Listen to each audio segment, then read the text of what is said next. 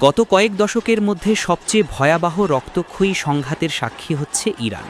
রাজধানী তেহরান সহ দেশের প্রধান শহরগুলো এখন রণক্ষেত্রে পরিণত হয়েছে।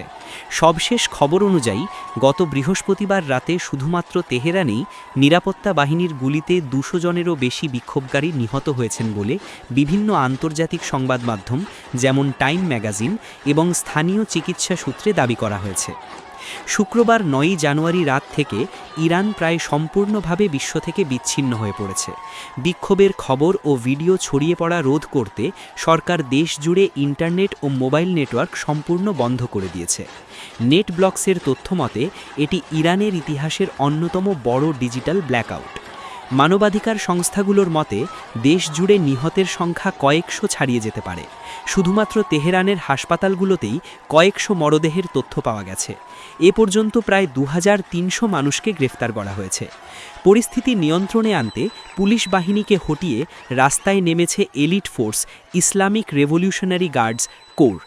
তারা বিক্ষোভকারীদের দেখামাত্র গুলির নির্দেশ দিয়েছে বলে খবর পাওয়া যাচ্ছে। গত ২৮শে ডিসেম্বর থেকে শুরু হওয়া এই বিক্ষোভের পেছনে মূল কারণ কোনো একটি ঘটনা নয়, বরং বছরের পর বছর জমে থাকা পুঞ্জীভূত ক্ষোভ। বিক্ষোভের প্রধান অনুঘটক হল ইরানি মুদ্রার রিয়ালের নজিরবিহীন দরপতন।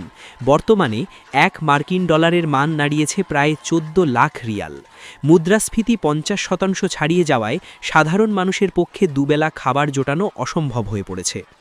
নতুন বছরে রুটি, তেল ও জ্বালানির ওপর থেকে সরকারি ভর্তুকি তুলে নেওয়ায় নিত্যপণ্যের দাম রাতারাতি কয়েক গুণ বেড়ে গেছে। এটি সাধারণ খেটে খাওয়া মানুষকে রাস্তায় নামতে বাধ্য করেছে। খামেনি কেন চরম চাপে? ইরানের সর্বোচ্চ নেতা আয়াতুল্লাহ আলী খামেনি এখন তার শাসনের সবচেয়ে কঠিন চ্যালেঞ্জের মুখে। এর প্রধান কারণগুলো হল, আগে বিক্ষোভগুলোতে সাধারণত সরকারের নীতির সমালোচনা হতো, কিন্তু এবার বিক্ষোভকারীরা সরাসরি খামেনির পদত্যাগ এবং মৃত্যু হোক খামেনির স্লোগান দিচ্ছে। অনেক জায়গায় তার ছবি পোড়ানো হচ্ছে, যা দেশটির প্রেক্ষাপটে নজিরবিহীন। মার্কিন প্রেসিডেন্ট ডোনাল্ড ট্রাম্পের সরাসরি সামরিক হস্তক্ষেপের হুমকি খামেনি প্রশাসনকে আন্তর্জাতিকভাবে কোণঠাসা করে ফেলেছে। সিরিয়ায় আসাদ সরকারের পতন এবং লেবানন গাজায় হিজবুল্লাহ ও হামাসের শক্তি কমে যাওয়ায় ইরানের প্রতিরোধরক্ষ ভেঙে পড়েছে। নিজের ঘরেই এখন একা হয়ে পড়েছেন খামেনি। সার কথা, ইরানের এই বিক্ষোভ এখন আর কেবল সংস্কারের দাবিতে সীমাবদ্ধ নেই, এটি এখন একটি সর্বাত্মক বিদ্রোহের রূপ নিয়েছে। ইন্টারনেট বন্ধ করে ও বুলেট ছুড়ে কতক্ষণ এই গণজোয়ার ঠেকিয়ে রাখা যাবে, সেটাই এখন দেখার বিষয়। CTC news, Tehran, Iran.